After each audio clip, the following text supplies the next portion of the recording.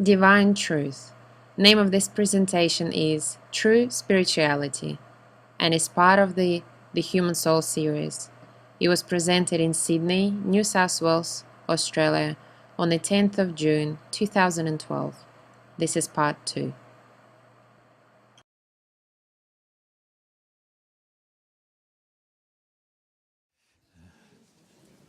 Okay.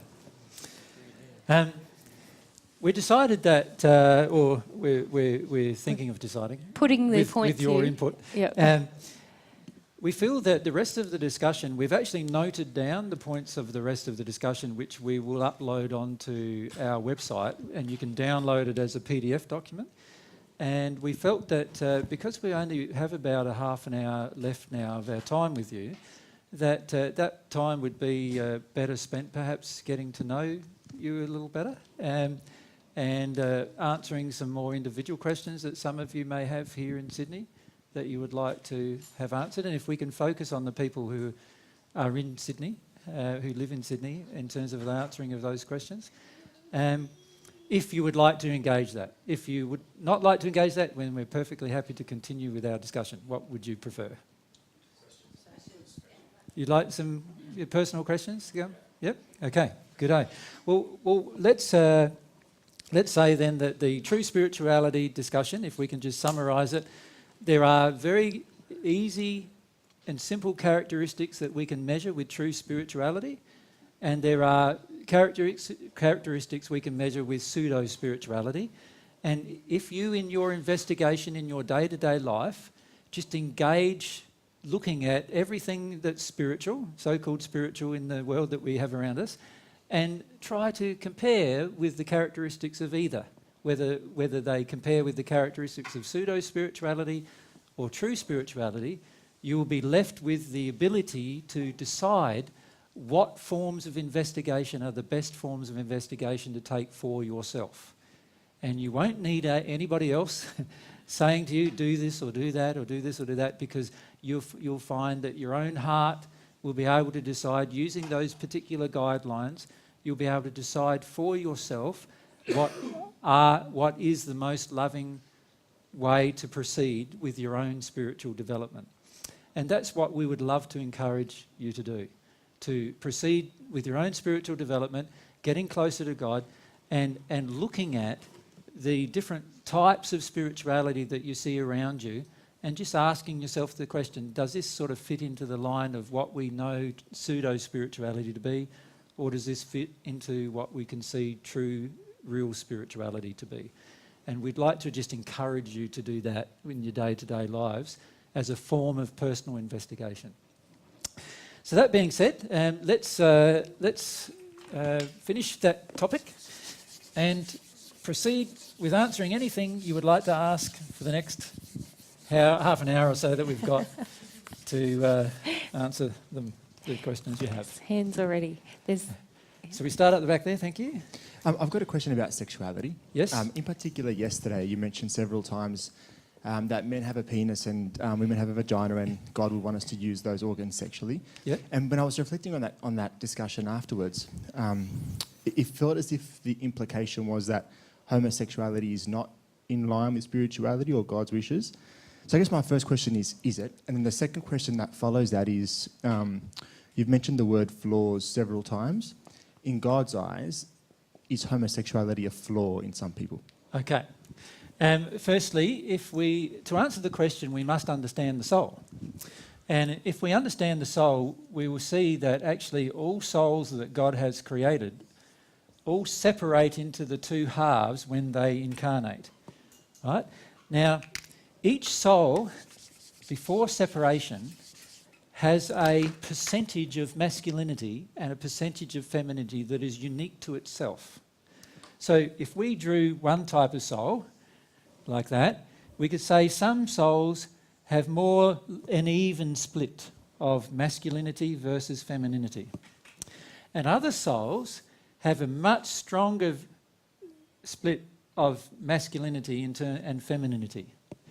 And other souls have a much stronger femininity than masculinity. So that's inherent in their personality. Inherent in their collective soul condition as a part of the personality of the soul itself.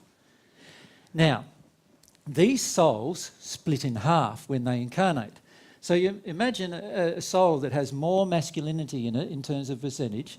When it incarnates, it splits in half. So can you see it's going to have a little bit of femininity in each half and dominantly masculinity in both halves. Does that make sense? In this case here, this soul will have, when it splits in half, it'll have dominant femininity in both halves and a little bit of masculinity in each half. This soul, when it splits in half, one half is going to be dominantly feminine and the other half will be dominantly masculine. Now, it's the dominant sexual characteristic of the half of the soul that attracts the body that it enters. So in other words, when this soul splits, it'll attract a male body on one half and a female body on the other. When this part of the soul splits, it will attract a male body on one half and a male body on the other. When this part of the soul splits, it will attract a female body on one half and a female on the other, because of that being the dominant of each half of the soul. That being the case, homosexuality, as we call it, we really need to rename it in a way to be called, because this is the real point, what is the soul sexuality? The sexuality of each individual half of the soul. And in this case, you could say that it's heterosexual, where one half is female, the other half is male. In this case, you could say it's homosexual. One half is male and the other half is male. And in this case, one half is female and the other half female, so therefore homosexual in nature.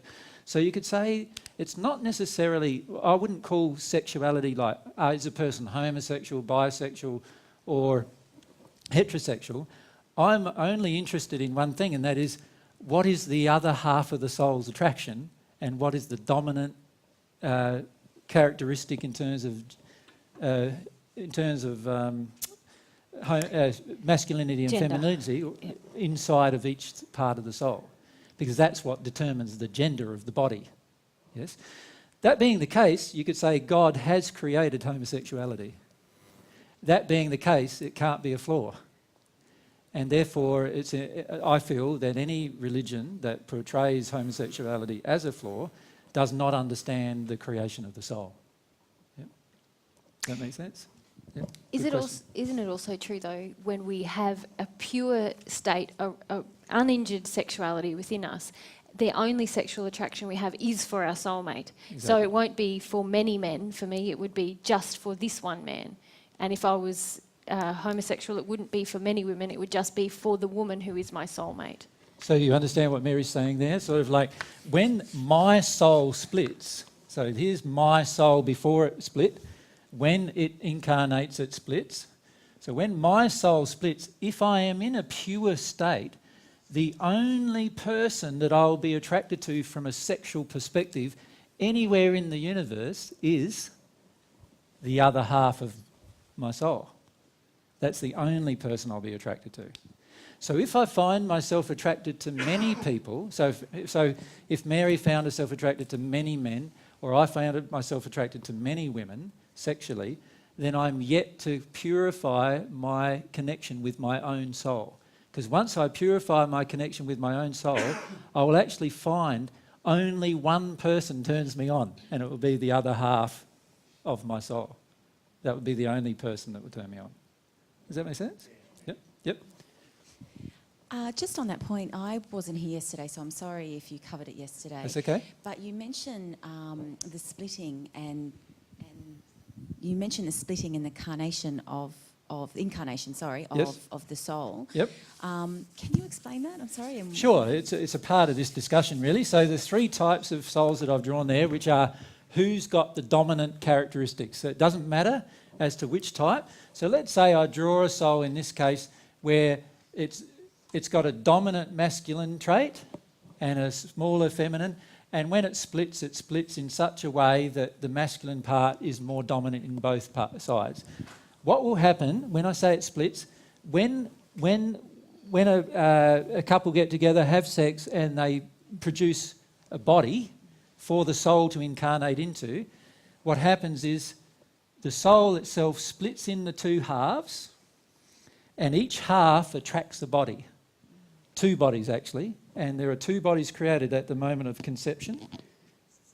And in the case of this one that I'm drawing now, both of these halves will be male bodies. What are Because the two? masculinity is more dominant in the entire soul before it's split.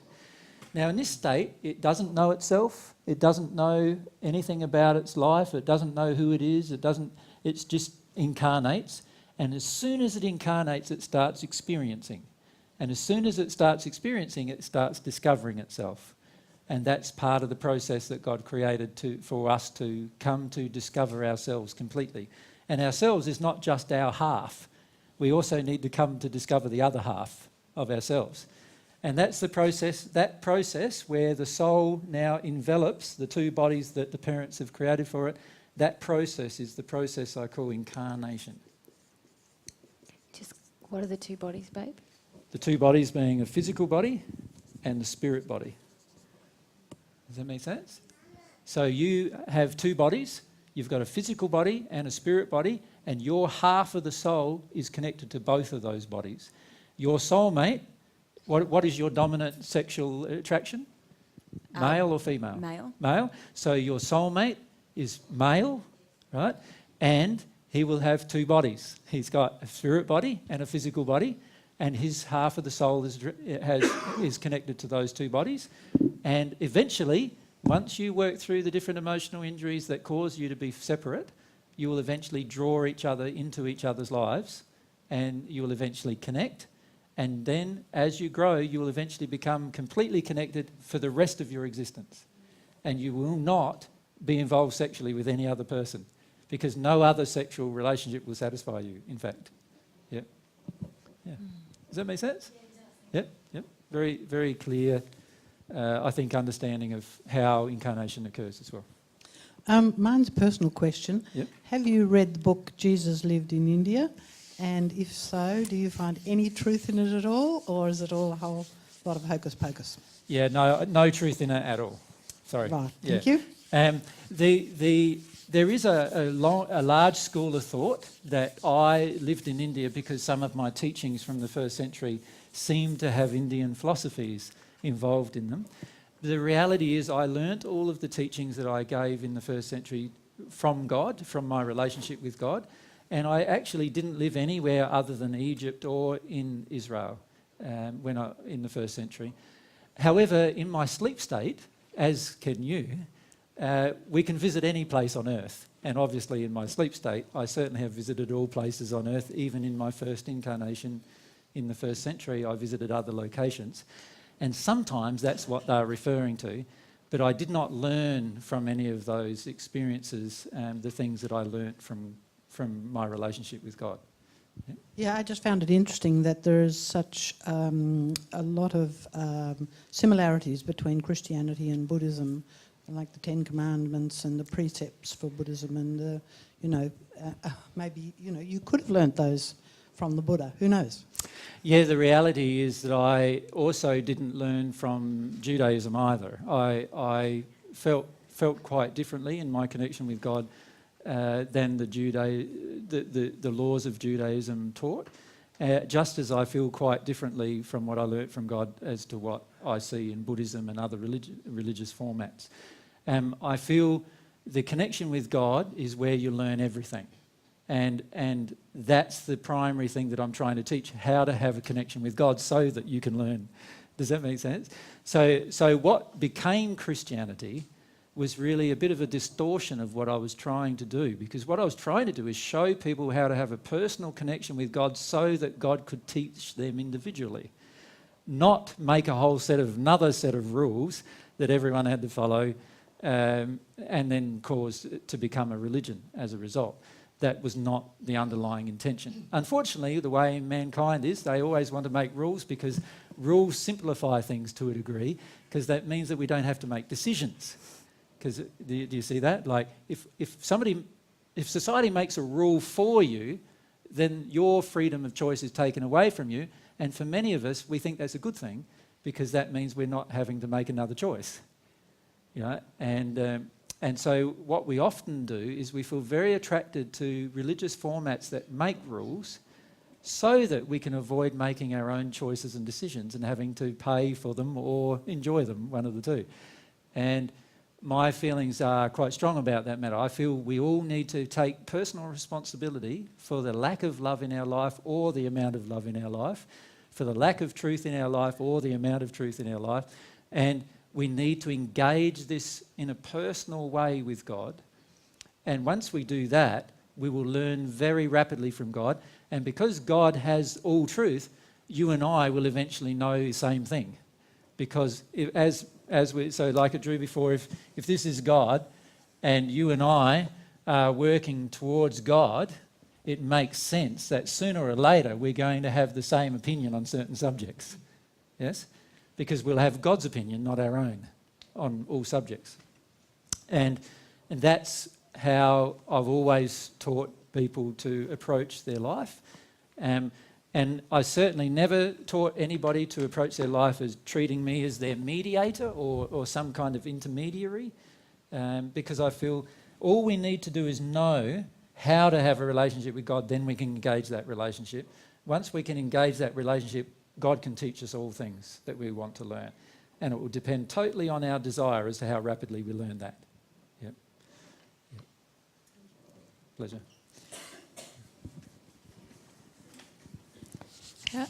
How do we know if our connection with God is spirit influenced or if it's real, if it's with God? Good question. I've answered those questions quite a number of times, particularly in these previous discussions that I've referred to. But if I can give a brief summary, perhaps, it will help. Imagine for a moment this is you. So this is not the real you, by the way. That's just your body, right? So here's your body, your physical body. Here's your spirit body, which is connected to your physical body through a cord. And your soul actually envelops both bodies. Your soul controls both bodies. It controls its development. The development of both bodies or the degradation of both bodies are controlled by the soul's condition. All of those things are controlled by the soul. Now, if that's you, the individual.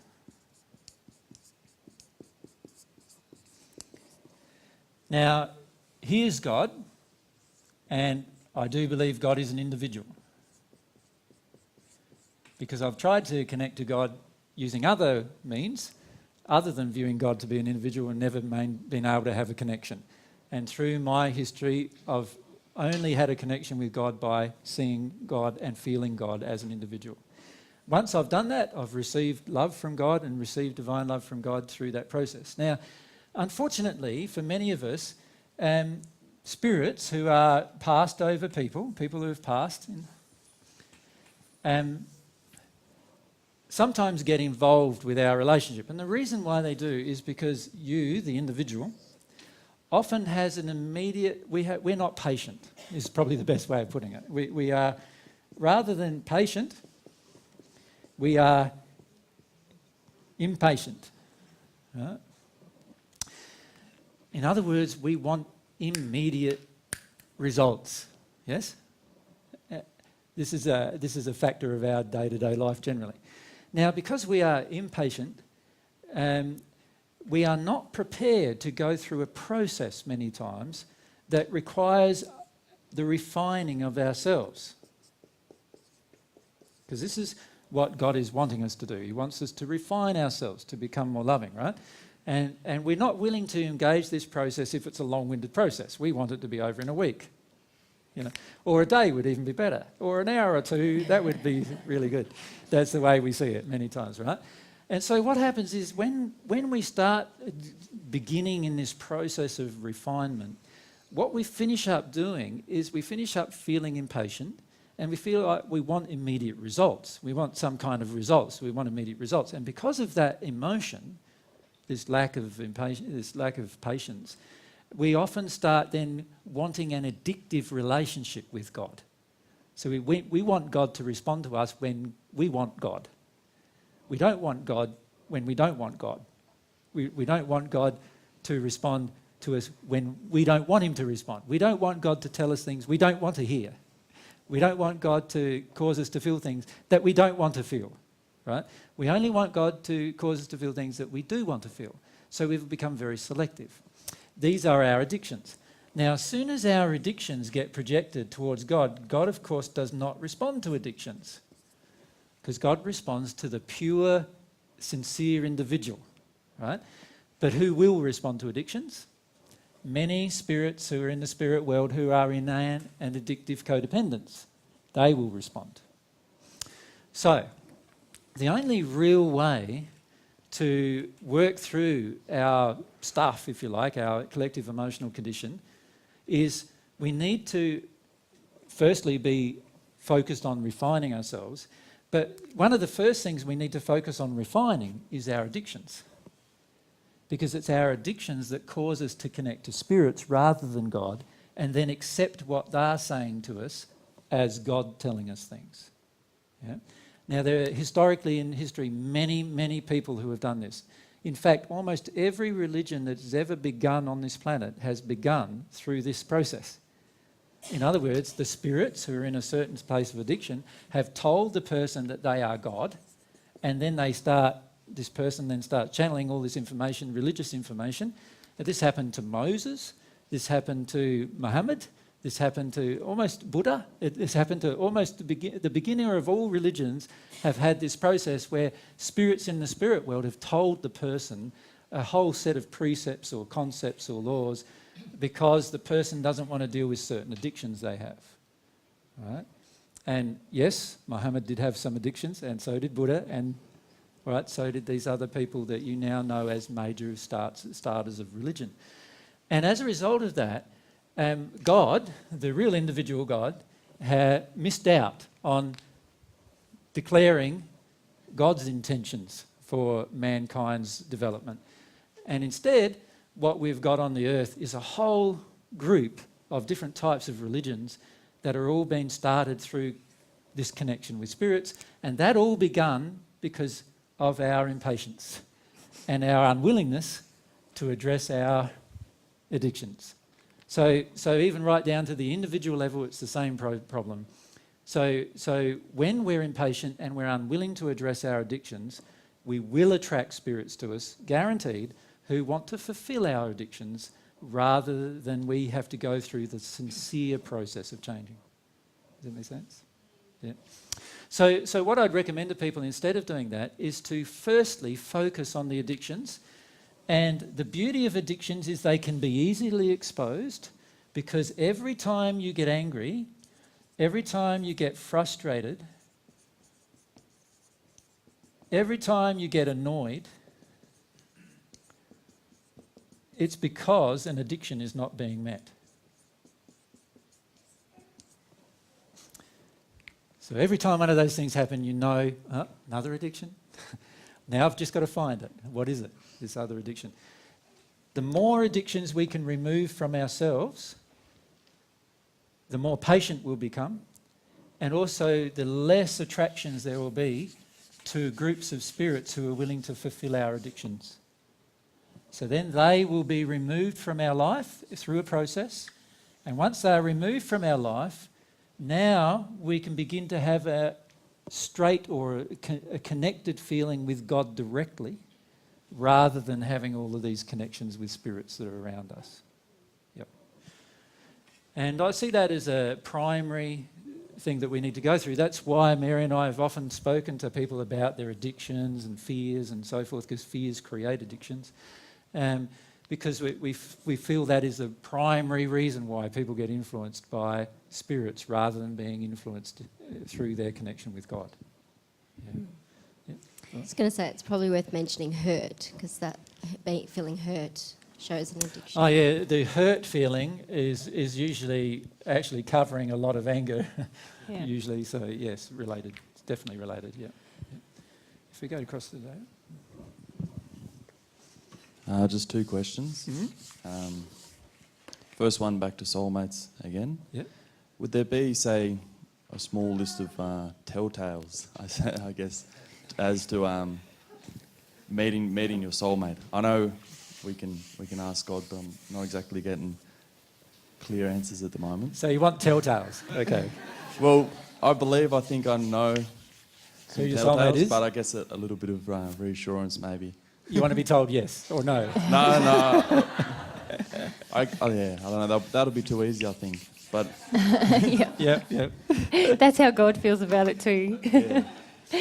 God's very keen on you discovering your soulmate for a lot of reasons. You know, obviously, the soulmate is the other half of yourself, and so God's very keen to lead you to the other half of yourself. And however, in terms of telling a person their soulmate or telltale signs that somebody is a soulmate, it is far better to do this instead. Here's you, and in your case, you've got male body, so there's your male body. Your soulmate is obviously, what's the gender you're attracted to primarily? female. So your soulmate is obviously a woman, so it's a female, and so there's her body, spirit body, there's her, somewhere in the universe. Yes? How do you get her? How do you get connected with her, is the question really, isn't it? Now, somebody coming along and telling you, oh, that person's your soulmate, isn't really going to establish any connection, even if that person does know. And there are many people, spirits in the spirit world in particular, who do know who your soulmate is. But if they told you, it wouldn't help you, right? What's going to help you is two primary things. Firstly, connect truly with yourself.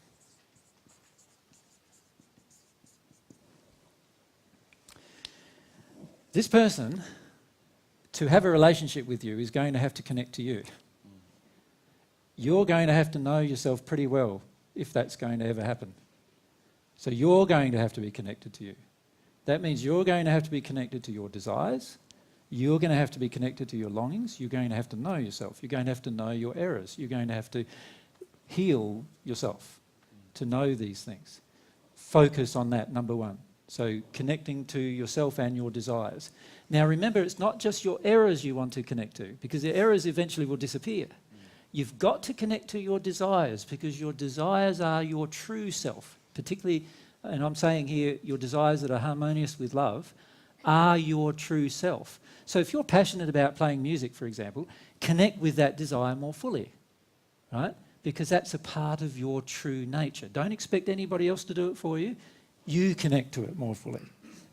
If you're an artist, do the same. If you're whatever it is you're passionate about. If you're passionate about maths, connect to maths more fully. You know what I mean? That's part of the desire. If you're passionate about science, connect to science more fully. These particular things will cause you to have a stronger connection with yourself. When you have a stronger connection with yourself, you are now open to connecting to the other half of yourself. And you're actually helping the other half of yourself recognise you. Because if you're just in a facade, how can they recognise you? They can't. When they see you, they'll walk past you in the street, go, oh yeah, another guy, oh yeah, Dave's pretty good looking, there's another good looking guy, and might feel a little bit of interest, but there's no real connection because they don't see the real you. They only see the facade, they only see the outward form. Soulmate relationship is about soul, your feelings in the soul. Now, if you do that, and the second thing you need to do, so that's number one, and number two is remove intergender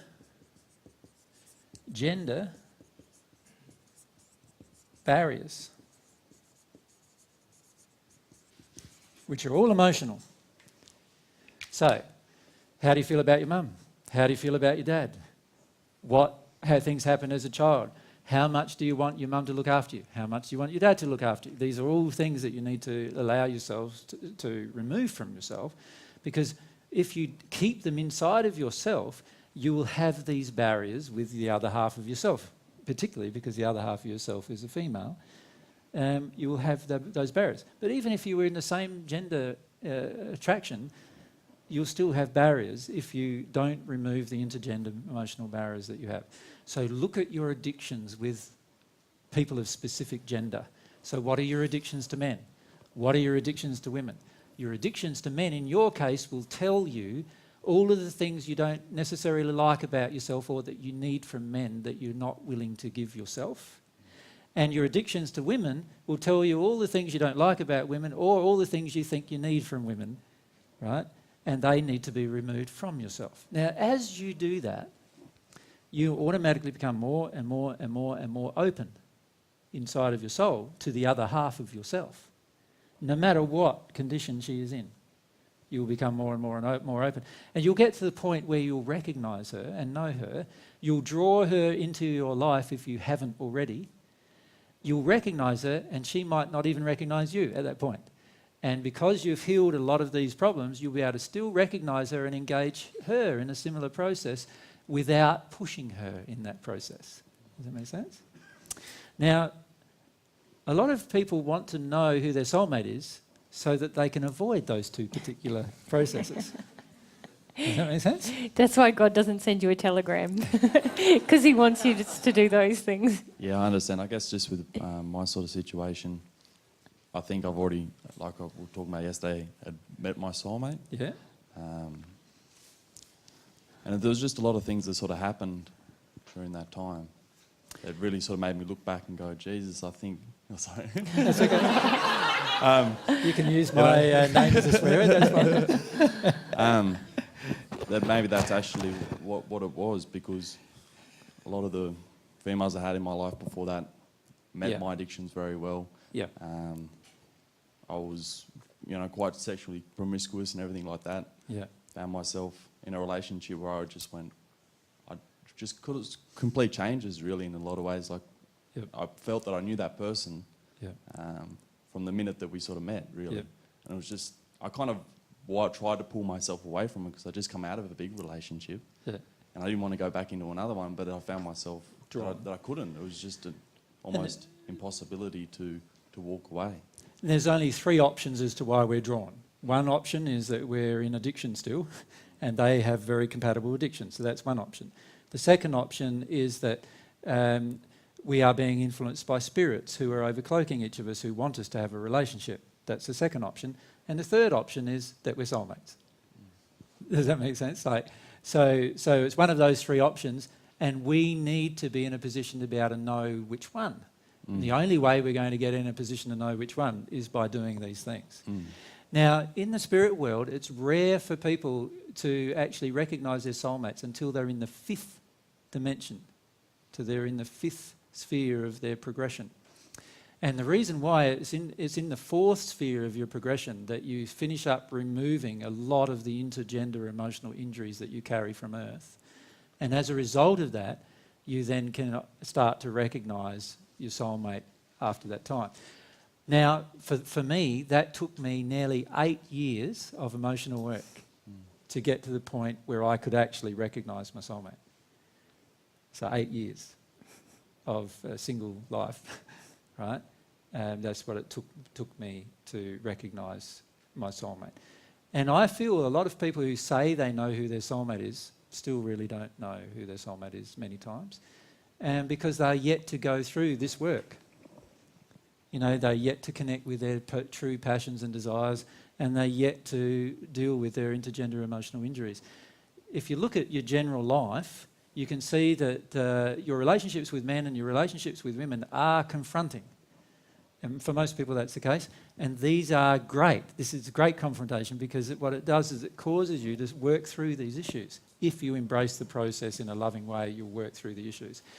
So my suggestion is we do want to attract our soulmates. A soulmate relationship is the only forever-based relationship we're ever going to have, aside from our relationship with God. Right?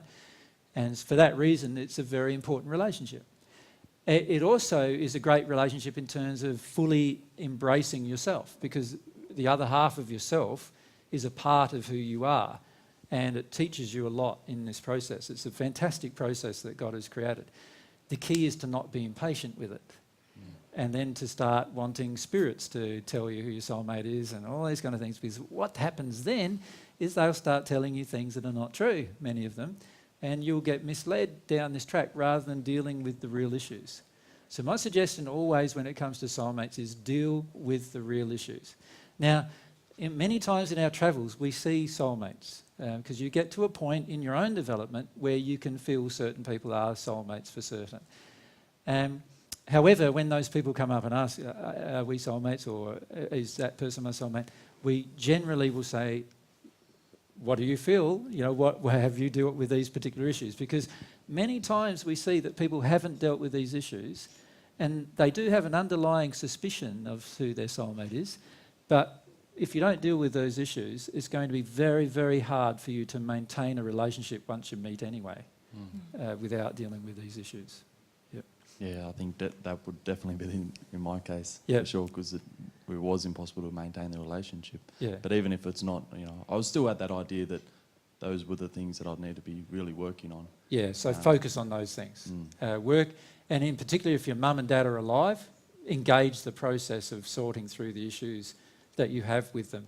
And many people are not aware of their codependent addictions they have with their parents, and we need to work through them to break down the barriers between ourselves and our other half.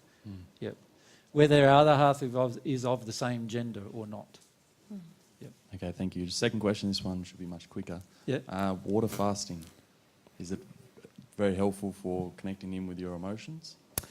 Well, the drinking of water is essential for the connection of your emotions.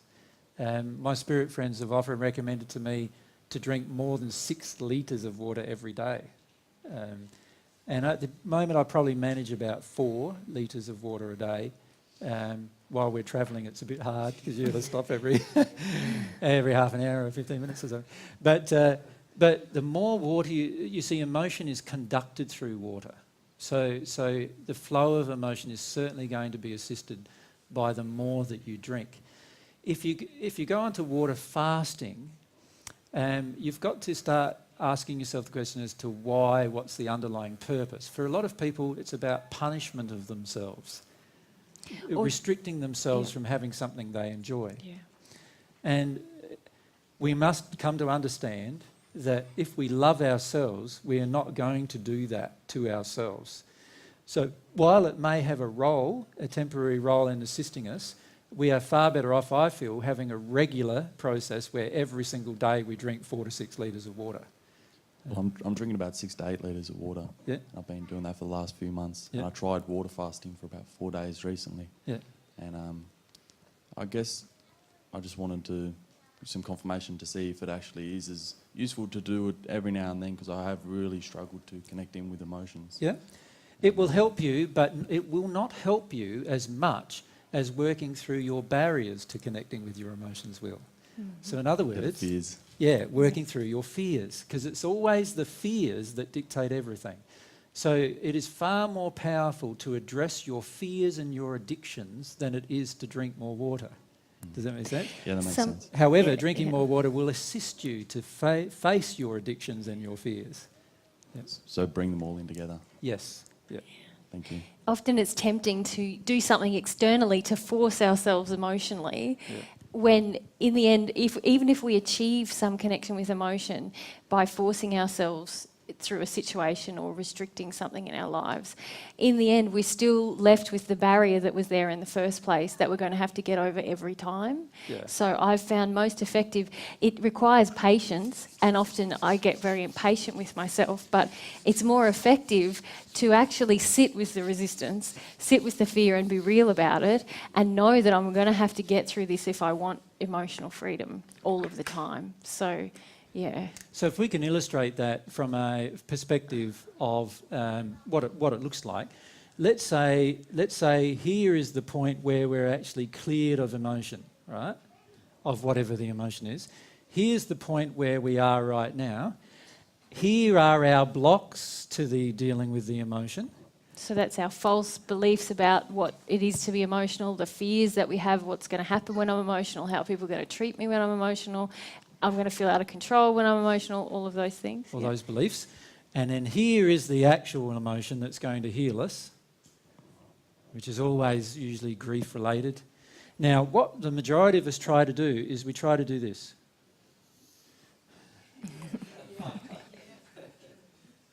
Now, you may be successful sometimes in doing this, but the problem is, as Mary just said, the block remains. So that means that every single time you do it, you're going to have to do this. And that's going to get more and more difficult, can you see, as time goes on. Some of the grief will come up, But the real grief that's covered by lots of blocks, the fears and the different addictions and so forth, they are not going to be exposed. What we need to learn to do emotionally, remember this is an emotional, not an intellectual process, is that we need to emotionally go through this to get to that. Mm-hmm. And that's what most people get very frustrated with, because the blocks are very difficult to emotionally go through. But we need to emotionally go through them to release them. See, once we emotionally go through the block, it's like having the block no longer there. Once that occurs, what's natural will be immediate experience of the grief, right? And that's why it's so important to actually emotionally address the blockages. Yep. Now, the majority of people don't like doing that because it seems to be a slower process. However, I put to you, if you have the block there and you're keeping on going around it, you're never really getting to the full extent of the grief. Yeah. And so therefore, this process, while it might seem partially successful, in the long run, it's going to result in longer processing, right? Because you've still got the blockages stopping the full grief from ever coming about. Once these blockages are released, and as Mary said, they are fears, belief systems from our childhood that have entered us emotionally, all of those things. Now, once we start knocking on their door and getting into those, now we'll be released from that blockage, and so the underlying grief that's inside of us will just come out naturally. So I don't get very stressed out about my processing at all, like in terms of what I do. All I do is I focus most of my attention not on the grief itself, because at the moment I know I've got grief, right, still inside of me to feel. I focus my intention on what am I blocking? What's the blocks to it? Because I know that once I get rid of the blocks, the grief will just flow out naturally. I don't have to worry about it happening. I don't have to force it to happen. Yep. How do you recognise your blocks? All of our blocks are... There's some great ways of recognising your blocks. Firstly, every time you have anger, there is a block of some kind. Go and find what the addiction is, because every time there is an addiction, there is a block. And when we don't get our addiction met, we revert to anger. Every time we've experienced pleasure that seems to result from an addictive behaviour, that's also covering a block. So I would examine that. And all of these things cover our fears. So anytime I recognise a fear within myself, I know that there's a block associated, that's blocking something. So they're the emotions I focus on myself on. And the way you recognise your fears is every time you feel like you want to get away from something, and every time you want to avoid something, and every time there your fears are. They're right there, and we just need to recognise them. Every time that you feel a bit annoyed, a bit frustrated, a bit angry, there's your addictions. They're right there. We just need to recognise them. That's the fastest way to actually recognise the blocks. We need to feel them. So if we're feeling our addiction, we have to feel our addiction. Mm-hmm. You know, it's like a smoker sitting down and deciding he's going to feel the feeling that he has of wanting to have a cigarette, right? Instead of just getting up and having one, he's going to sit there and feel what it feels like to not have one, right? And he'll very rapidly get into some emotions if he does that. Right? And we need to do the same with all of our emotions. We need to feel the actual addictive emotion that we have. I just badly, badly want that person to make me feel good. You know, you feel it, and allow yourself to feel it. As you feel it, you will connect with why. When you connect with why, there will be childhood issues related to that. And then underneath that, the grief is just sitting there, waiting to just pop out whenever we allow ourselves to feel the block. So that would be my recommendation to most people. Don't focus so much on the grief, focus more on the blocks to the grief. Because the grief will just come out of you automatically once there's no blocks to it doing so. Many of us are carrying around huge amounts of grief, and it just needs the cap, the lid on the top of it to come off, and it will just come out naturally. Yeah, just like it would have if we were a child. It would have come out naturally then if we were allowed to grieve. it will when we're an adult as well. Following on from some of the soul mate and soul separation questions. Yes. If say a soul's chosen to incarnate into a body, Yeah. and half of it's going somewhere, when and where does the other half go? How does that? Is it all, linear in time? Is it at the same time? Time and it's different here in other. I understand the question. Yep. Yeah. So here's the soul before it incarnates. When it incarnates into the two halves. The process of it incarnating into the two halves is going to be, there'll be one half of the soul that incarnates first. It'll usually be a half of the soul that is more what you would call investigative in its nature. So part of the personality gets split as well, and the part that's more investigative in its nature will probably incarnate first. The other half will just follow around that half on the earth plane until it then has a very strong desire to incarnate as well, and it will just follow around the other half until nearby there is a couple who are having sex who draw this soul to them. And it has to match personality. There are a lot of laws involved. It has to match personality requirements that will trigger the emotions, the unhealed emotions and the desires of the parents. And so it has to match a lot of the parents' emotions and everything in terms of triggering them and affecting them. But it's actually, there's a lot of laws involved, but rather than going into each individual law, it just follows the half of the soul around that's incarnated already until it finds an appropriate receptacle to incarnate to, and then it does. And usually that happens within, usually it happens within a few years. In extreme cases, it might happen within 20 years of each other. Yeah. Thank you. Yep. What's the time? It is 4. 10 past. We have to actually finish because otherwise we're going to get kicked out. So we better at least make steps to pack up before someone comes to kick us out.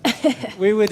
Can we just, before we go, can we just thank again those people who did organise our event for us, Yvette and David.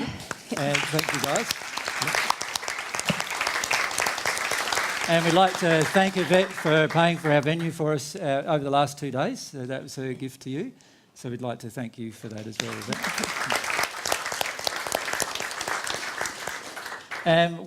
Myself and Mary are now off this coming week to Bathurst. We'll be up there the next weekend in Bathurst. And we'll be there for a couple of days, and then we're back up the mountain range to near Armidale, where we'll be doing some talks up there.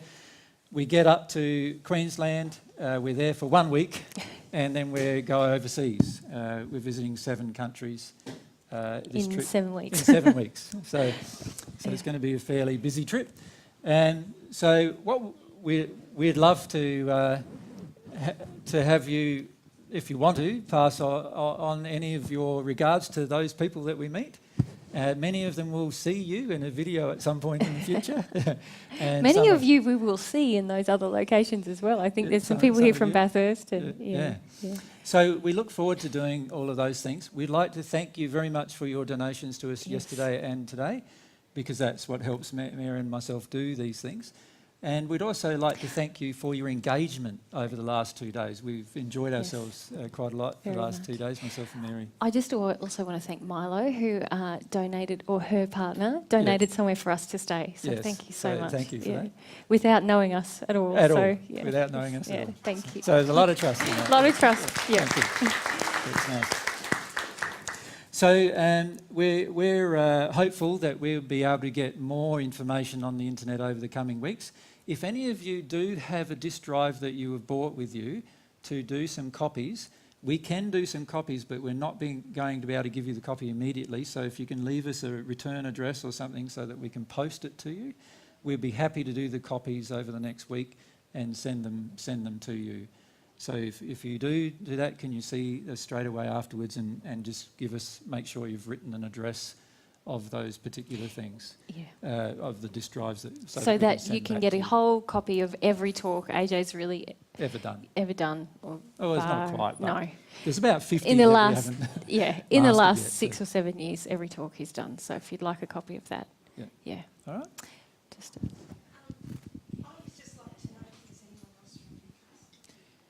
Is there anyone else here from Newcastle? No? No? No. I mean, not originally from Newcastle, I mean right now, yes. No worries. So there's not.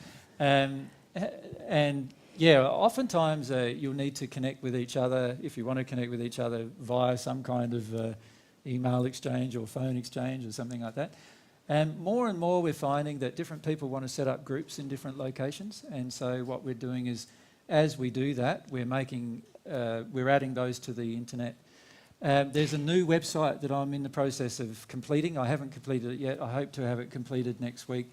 And once I upload that site, you'll have a lot more contact details on there and other details that you'll be able to use for your own if you help. would like to be a contact person, if people in Newcastle become interested, just send us an email if you Yeah. want to do something like that.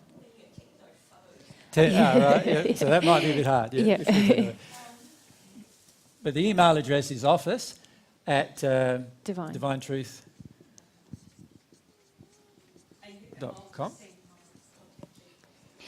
Yeah, Yeah, we're and on the where new, you are and so forth. And if we do hear of anybody else in that location, we can email them and let them know. And can I introduce you to the person who's one of the persons who's actually helping us with the office email address? Would you like to? That's Lily here. Do you want to stand up, Lily, so you can just introduce? Yes, there's Lily. So when you get a reply from her, you know who she is and who's looking after that address for us. So.